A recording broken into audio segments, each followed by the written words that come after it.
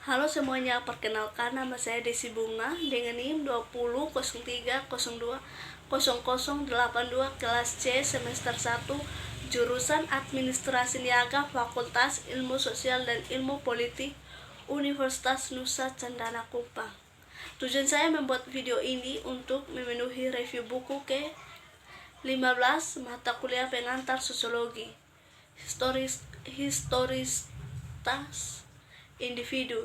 Di sini saya akan berpendapat bahwa kita harus mengembalikan individu sebagai kekuatan penting dalam sejarah.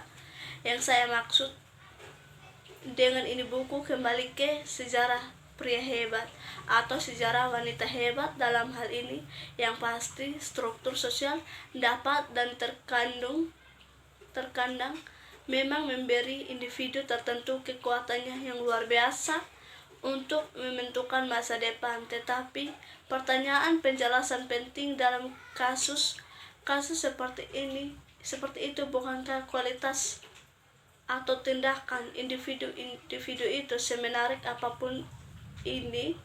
Sebaliknya, itu adalah kondisi di mana struktur sosial seperti itu muncul dan menjadi stabil. Pertanyaannya sebenarnya misalnya bukanlah mengapa Elizabeth Tudor memilih untuk tidak menikah, tetapi bagaimana sampai pada struktur sosial di mana penolakannya untuk menikah dapat memiliki konsekuensi politik yang bertahan lama. Dalam pengertian ini, sejarah orang hebatnya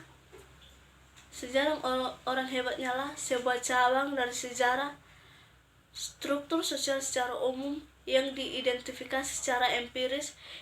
Ini bukan tentang individu secara individu atau bahkan tentang individu yang dianggap sebagai kelompok atau tipe, melainkan tentang kondisi yang membuat individu tertentu sangat penting. Jadi bukan cara berpikir orang hebat tentang individu yang saya dorong untuk kembali. Saya juga tidak akan mendorong kita untuk beralih ke apa yang biasanya kita sebut perspektif jalani hidup. Meskipun beberapa dari pekerjaan saya di masa lalu tentang karir pasti serumpun dengan perspektif, setidaknya dalam istilah metodologis. Dalam pendekatan kursus kehidupannya seperti yang diketahui, kami tidak mencari arti peristiwa dengan melihat seluruh kasus seperti yang kami lakukan dalam ilmu sosial berbasis variabel. Sebaliknya, kami melihat sepanjang kasus, menemukan arti dari peristiwa ini atau itu, melakukan hubungan dengan terungkapnya pengalaman individu. Ini sama apakah kita mengambil pendekatan naratif dan mempelajari cerita kehidupan individu dengan metode tekstual, atau mengambil pendekatan analitik dan mempelajari urutan berurutan dari beberapa nilai variabel. Selama kursus hidup individu menggunakan metode deret waktu, analisis urutan atau pendekatan formal lainnya. Apapun itu, kami tertarik pada mengungkapkan berurutan dari hasil kehidupan seseorang. Fokus yang relatif kuat pada hasil ini secara serius membatasi pendekatan jelas hidup. Proses sosial tidak membuahkan hasil itu terus berjalan. Individu juga tidak memiliki hasil kecuali hasil informasi yang harus kita semua harapkan dalam jangka panjang. Jadi fokus analitik implikasi dari studi kursus kehidupan pada hasil individu menciptakan masalah penting yang dapat kita lihat dengan melihat konsep karya. Konsep kursus kehidupan sentral daripada bidang substansi saya sendiri. Studi tentang pekerjaan dan pekerjaan Dalam studi kami tentang karir, kami sering melihat individu sebagai semacam batu tulisan akhir di mana hasil dari proses sosial ditulis secara analitas. Sebagaimana besar studi tentang karir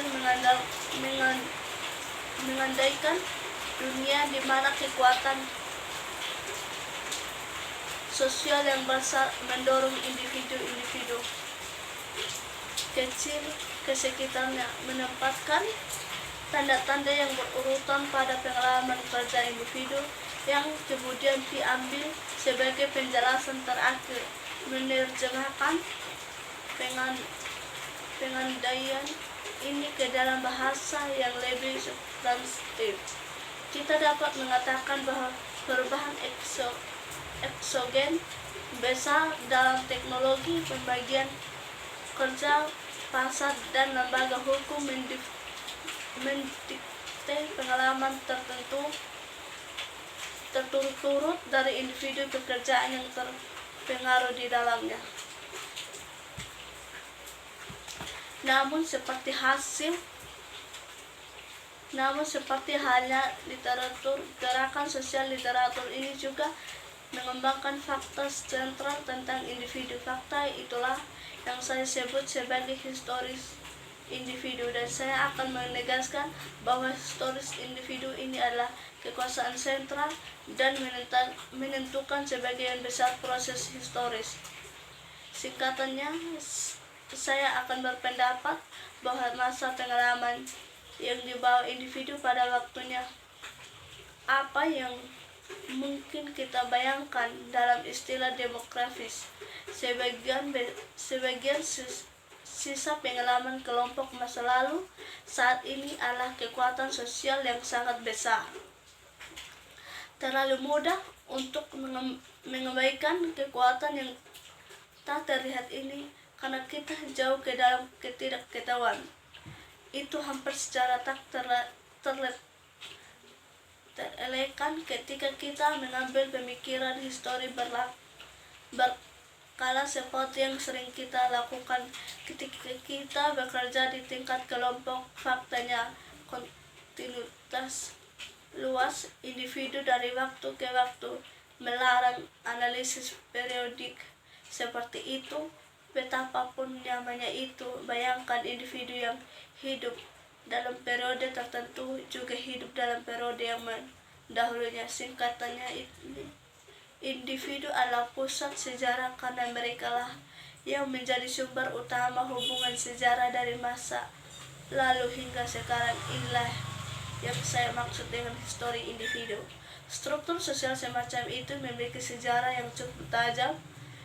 Keresahan besar kenangan mereka terwujud baik dalam beberapa orang maupun makhluk hukum. Karena ingatan mereka terbesar luas dan catatan mereka seringkali lemah.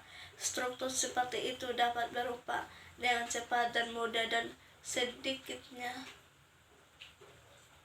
yang membuat mereka koheren seiring waktu. Disiplin sosiologi misalnya telah menjadi semacam realitas sosial selama sekitar 1 abad. Dalam periode itu, ia telah bergeser cukup cepat dari menjadi kelompok kepentingan bersama yang progresif dan secara eksperimentis religius yang terdiri dari para pelaku reformasi dan akademis politik menjadi sekelompok ilmuwan sosial yang sangat profesional dalam sosial disipliner eksklusif yang bertujuan untuk menghasilkan guru perguruan tinggi. Sebagian besar alasan untuk perubahan ini terletak pada kemudahan disiplin dapat melakukan masa lalunya.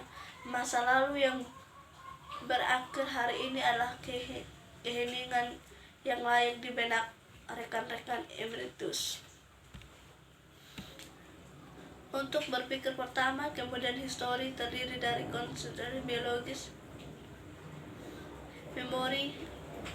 memorial, dan tercatat setidaknya ada kasus yang mungkin dibuat bahwa saat total histori individu-individu ini saat ini lebih besar dan sama kecil segelintir struktur sosial. Apa konsekuensi dari ini? Konsekuensi pertama adalah bahwa kekuasaan sosial yang lebih besar tidak lagi menjulang di atas individu dalam proses sosial. Mereka menjulang di atas individu-individu tertentu seperti yang kita semua ketahui secara langsung, tetapi mereka tidak menjulangkan di atas masa besar historis individu, karena sementara satu individu mudah terhapus oleh kematian sebagaimana besar individu tidak, dan masa itu mengandung reservoir yang sangat besar untuk kelangsungan dengan masa lalu. Kontinuitas ini menghadapi kekuatan sosial besar. Dari argumen kami, pembagian kerja, konjungsi teknologi, kedatangan kapasitas dengan bobot yang sangat besar, dan bandel dari material manusia yang sangat spesifik, yang sangat membatasi apa yang kekuatan besar sebenarnya bisa tercapai. Baik, ini saja presentasi yang dapat saya bagikan. Akhir kata saya ucapkan terima kasih.